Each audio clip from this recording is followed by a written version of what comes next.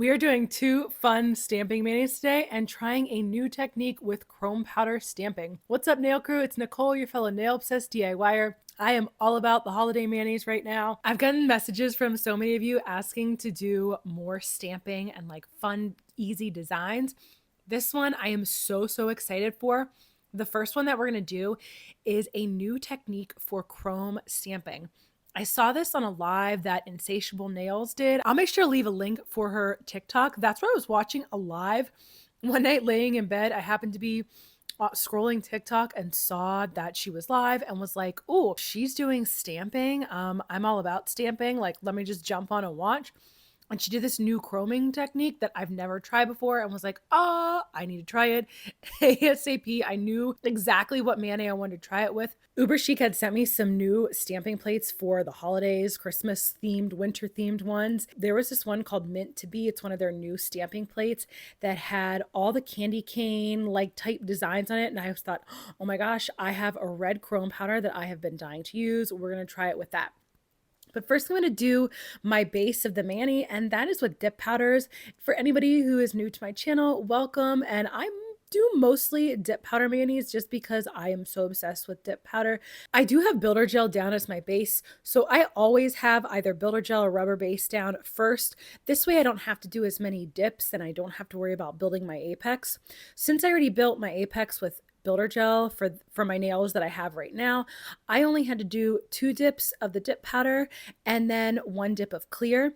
And the 3 colors that I'm using are from OG dip powder. They're absolutely gorgeous. The red is called There's More Gravy About You Than Grave, and then the glitter is called I Like Christmas, I Love Christmas.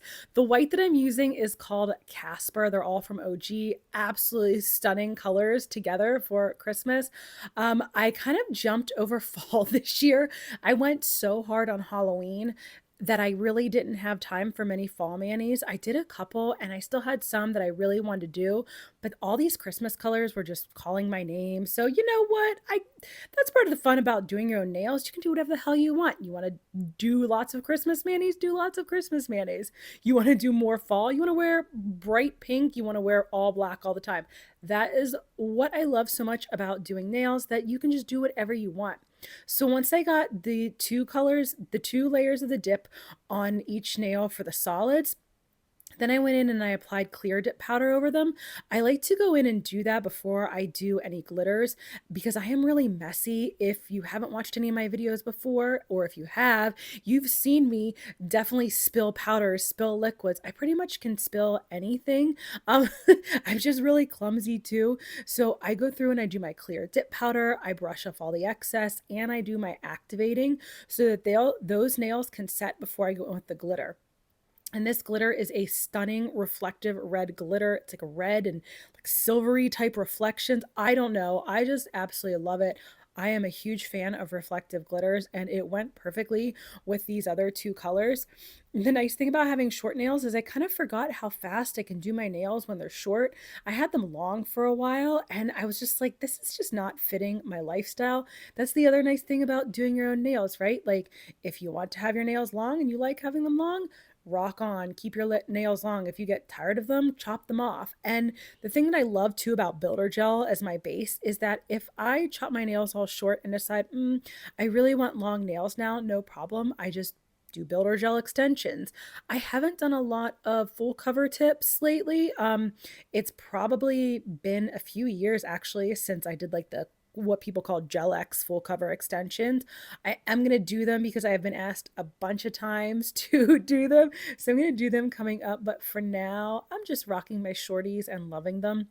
When I'm doing any type of glitter, flake, or foil, I like to pour it into these dip cup liners. They are from SJ3 Designs. Everything that I use in the video, I will link in the description. I always do that whether I remember to say it or not. So I like to pour my glitters into these little dip cups, and there are 2 different sizes. These are the smaller size. And what I love about them is that I can shake up the glitter to really make sure that I get the exact glitter that I want to come up to the top, and that's where I lay my nail. I top with clear dip powder regardless of the kind of dip that I'm using. If I'm using dip liquids, they are getting topped with clear dip powder because I like to have them nice and protected for when I file, buff, and shape, which I actually decided to do off camera so that we can jump right into this stamping.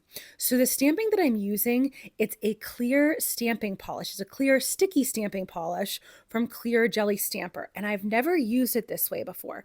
So I did the stamp like I normally would. I put the polish down, I scraped down hard, I rolled over the image with the jelly stamper, and then I let it dry for a couple seconds and grabbed an eyeshadow applicator and my chrome. So this chrome is called Fierce. It is this insanely stunning red chrome powder.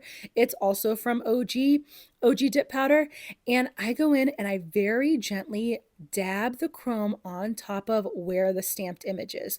So one thing that I forgot to show in the video, because I literally forgot to press record on my camera, is that I put this little nail art barrier around. It's from Uber Chic. It's called nail art barrier. It goes on your skin. This way, like a lot of the stuff that gets on your skin when you're stamping doesn't show up. So that is literally all I had to do was I use this sticky stamping polish from Clear Jelly Stamper.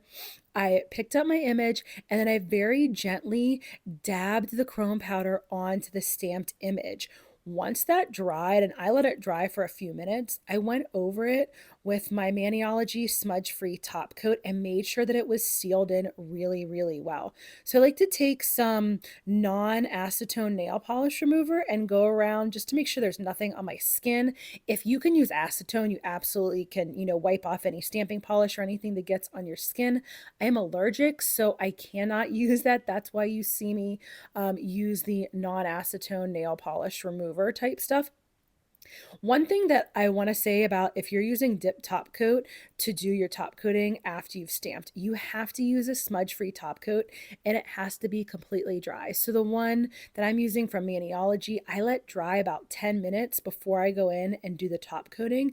This ensures that my stamp is nice and protected, and then I can go in and do my dip top coating like I normally would with the activator and top coat. Just make sure that whenever you're doing top coating with dip liquids over top of stamping, or really anytime, that you follow the instructions that come with those dip liquids, just because I have seen people get very frustrated with dip top coats, and it's because most of the time they're not following the instructions that come with the dip liquids. They might be using instructions from a different company or just doing it, how they saw someone say. Every brand's top coating instructions can be a little bit different. Are some similar? Absolutely. Are some a lot different? Darn right. So I make sure that I always follow OG's top coating instructions to get that gorgeous, gorgeous shiny top coat effect. Make sure you stay tuned to the end because I'm going to show you what both of these gorgeous mayonnaise look like. So now the other one that I'm doing is I wanted to do some reverse stamping, and I haven't reverse stamped in a while. I kind of sometimes I just have so many things in my mind that I want to do for nail designs and what I want to use that I just get all crazy and then forget to do stuff for a while. So I haven't reverse stamped, and I was feeling a lot of people have been asking hey, I'm struggling with reverse stamping. Can you give me some tips and tricks? So we're going to do the dip powder mani to start out like we did before, and then we're going to get into reverse stamping, and I will give you guys a bunch of tips and tricks for that as well. I wanted to show a really easy way to do a fun design with dip powders too. So for this one, the two colors that I'm using are also from OG. The red is called Smiling's, my favorite. It is this gorgeous neon bright red that I am absolutely obsessed with and probably have used I don't even know how many times. So many times since it came out, and the glitter is called Bah Humbug. Now you just saw me spill some of the red. So, I left that in the video. I thought about taking it out, and I'm like, no, that doesn't feel genuine. I always spill. I always make a mess. I did clean it up, and I didn't show cleaning it up on the video because I felt like that just seemed like a waste. I don't think anybody wants to watch me spray isopropyl alcohol on my mat and clean it up. What I decided to do on my middle nail was my version of a quick color block, and it's a color block that doesn't have to be perfect. So this works really well when you have either a chunky or a mini chunk glitter, or even a foil or a flake too. You do half of your nail in the one color, and the line for your color block doesn't have to be perfect, because when you do your glitter on the other half of the nail, and this is what I'm talking about on my middle finger, is part of that glitter, either like the chunky or the mini chunk glitter, is going to cover up a little bit of the line. So your line on your color block does not have to be perfect. It's one of my favorite techniques to do, just because when I'm tired, which is like pretty much always, or when I'm just like not really sure what I want to do, but I know I want to use these certain colors, I love to just do that, what I call like almost like the cheating color block, where it does not have to be perfect. So you just do the 2 dips of that color, and I did the 2 dips and topped with clear dip powder for my nails that were just going to stay red. So for my pointer and my pinky, I put the clear dip powder over it and then activated those so that I didn't get any of this glitter anywhere. Now you can see me as the mani goes on that the glitter just keeps spreading. I made such a mess with, with this glitter too. I don't know how people do their nails without making a mess. Honestly, I've been dipping for over 5 years now, and I still make a huge mess. I don't know how people do it do it nicely. Anyways, so this is what you want to do when you're doing this like kind of half color block. It's not a hard color block, it's not like a strict one, but it's also not an ombre. You'll apply the dip powder to the other half of your nail that doesn't have the solid on it.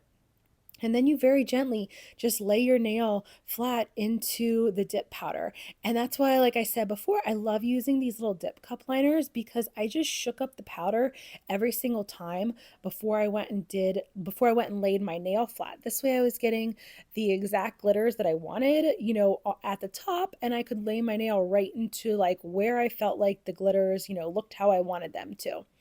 And you want to make sure that you trace around your cuticles. Anytime you're dipping near your cuticles or your sidewalls, use some kind of orange wood stick or pointy nail tool to trace around. This way, nothing gets stuck to your cuticles or your skin.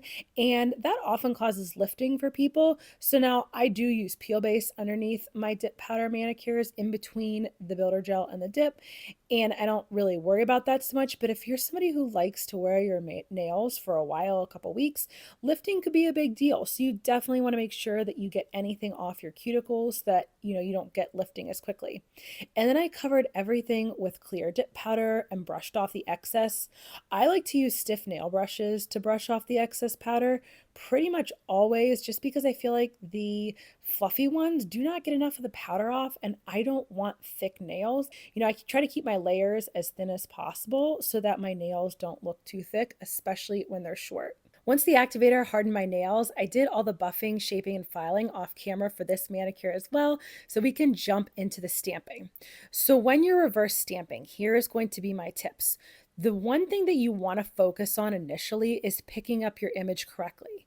If you don't pick your image up correctly, it's totally okay. Just try again.